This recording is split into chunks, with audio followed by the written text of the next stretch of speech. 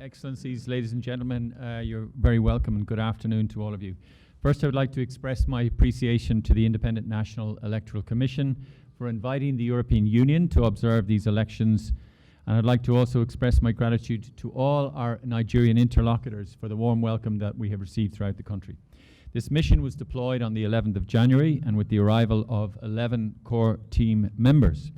The European Union's election observation mission also consists of 40 long-term observers.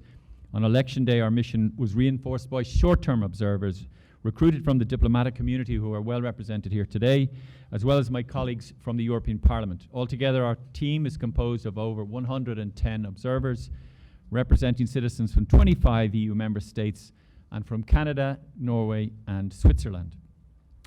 I would like to thank the delegation of the European Union located here in Abuja, European Union member states, as well as Canada, Norway, and Switzerland, EU institutions, as well as international organizations participating on or contributing in any way to our mission.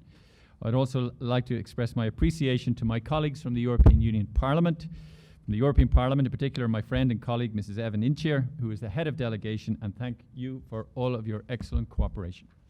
Ladies and gentlemen, on Saturday, Nigeria went to the polls for the 7th time since the restoration of democracy in 1999.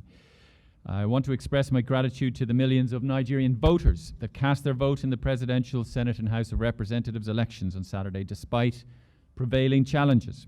I commend the commitment and determination of voters, especially of the youth who have contributed hugely to the democratic process. Today, the election process is far from finished.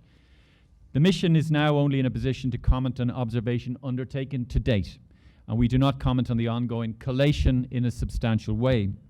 The following remarks are therefore preliminary in nature on the process observed so far. So let me start with a summary of the main findings of our observations.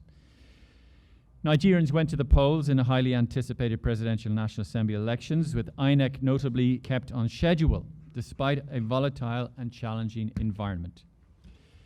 Fundamental freedoms of assembly and movement were largely respected, yet the full enjoyment of the latter was impeded by insufficient planning, insecurity, and the prevailing naira and fuel shortages, particularly in the weeks before the election day. Abuse of incumbency by various political office holders distorted the playing field, and there were allegations widespread of vote buying. Media provided an extensive coverage of the three leading campaigns, but disinformation interfered with voters' right to make an informed choice on election day. Let me go into the details of our findings. First, about INEC. INEC was, of course, challenged by the ongoing fuel and cash shortage. Insecurity prevented INEC from accessing some areas, and it suffered attacks on its premises and personnel, including just days before polling. This hindered preparations in affected areas and instilled fear in voters.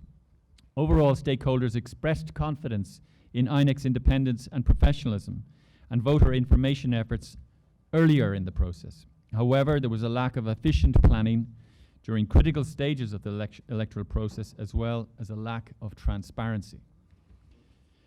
On election day, delayed polling processes and insufficient information related to access to results on its results viewing portal, which reduced trust in INEC. In particular, presidential election results forms only started to be uploaded after 10 p.m. on election day. By noon yesterday, it had reached 20%.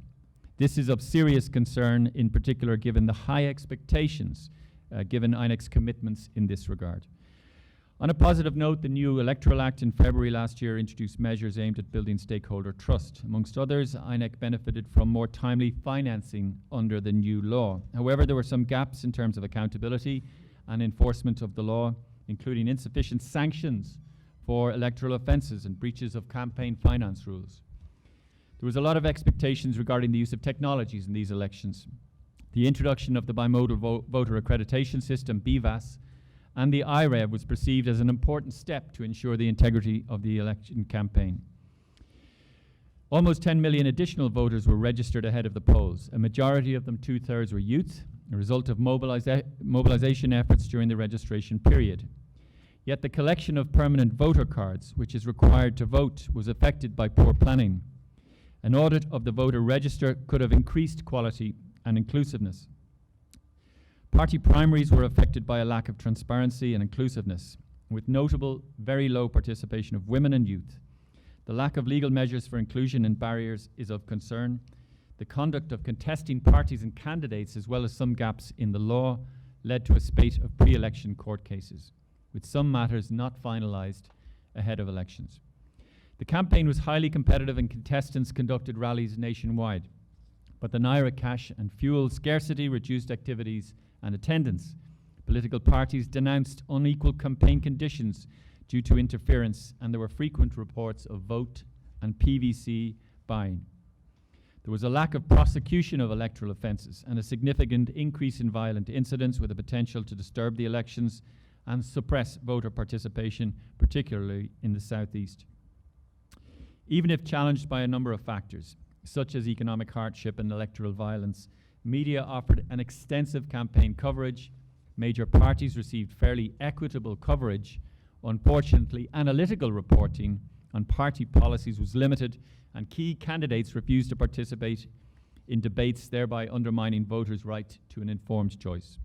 Social media platforms were misused to spread harmful content, including disinformation on key political processes. The measures the platforms took to protect electoral integrity were insufficient. Misleading information also came from political actors, contributing to a blurred information environment for voters.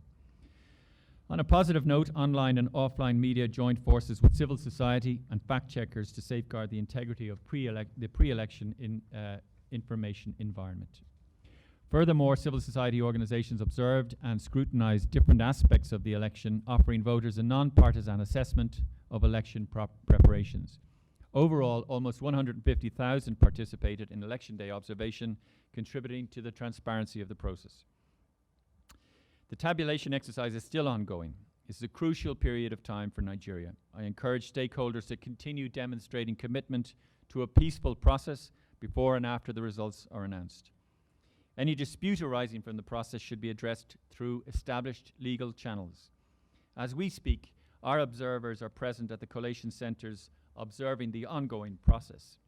The mission continues to follow the ongoing process related to the Presidential and National Assembly elections to its conclusion, and will continue its activities also for the 11th of March Governor and Local State Council elections. In 2 to 3 months' time after the end of the process, our mission will deliver a final report that will include recommendations addressing issues identified. Thank you very much for your attention.